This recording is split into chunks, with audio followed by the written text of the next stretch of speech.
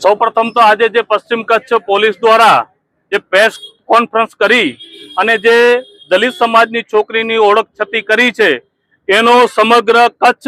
અને મેઘવાળ સમાજ અને અમે સખ્ત શબ્દોમાં વખોડીએ છીએ। સામે સવાલ પણ કરીએ છીએ પશ્ચિમ કચ્છ પોલીસને કે આનાથી અગાઉ આવી અનેક ઘટના બની છે, તમે કેટલી છોકરીની તમે ઓળખ છતી કરી છે? એટલે આ પ્રશ્ન અમે એટલા માટે કરીએ છીએ કારણ કે એ દલિત સમાજની છોકરી છે અને એ દલિત સમાજની છોકરી હોવાના નાતે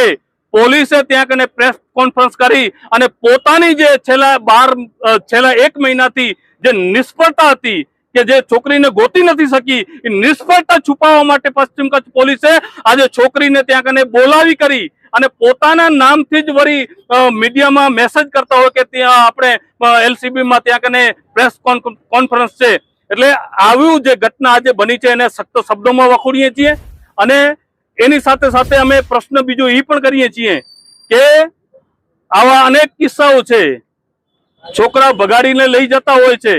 અને એના બાદ 2, 4 કે 8 કે 10 મહિના પછી જ્યારે એ છોકરી પ્રતાડિત થઈ કરી અને ફરી પાછો પરિવાર પાસે આવે છે, ન્યાય માટે આવે છે, ત્યારે શું તમે એને લવ જેહાદનું નામ આપશો? અમારી શંકા છે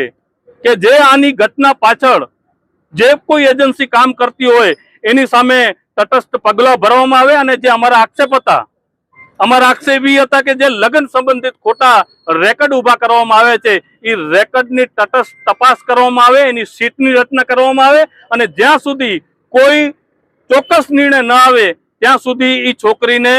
નારી ગૃહમાં અથવા તો પોલીસ કસ્ટડીમાં રાખવામાં આવે એવી અમારી માંગ છે। એટલે ફરી પાછો જે પશ્ચિમ કચ્છ પોલીસે પ્રેસ કોન્ફરન્સ કરી અને જે છોકરીની ઓળખ છતી કરી છે એને અમે સખ્ત શબ્દોમાં વખોડીએ છીએ કારણ કે મહેરબાની કરી અને આવી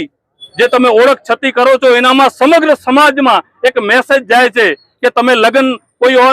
કોઈ બીજા સ્ટેટમાં કરી લો પછી તમે પોલીસ કને હાઈકોર્ટ કને જઈ કરીને તમે રક્ષણ લઈ લો, એટલે આનાથી જે એના પરિવાર ઉપર જે ગંભીર અસર આવે છે અને આપણી જે સંસ્કૃતિ ઉપર પણ જે અસર આવે છે એ આખા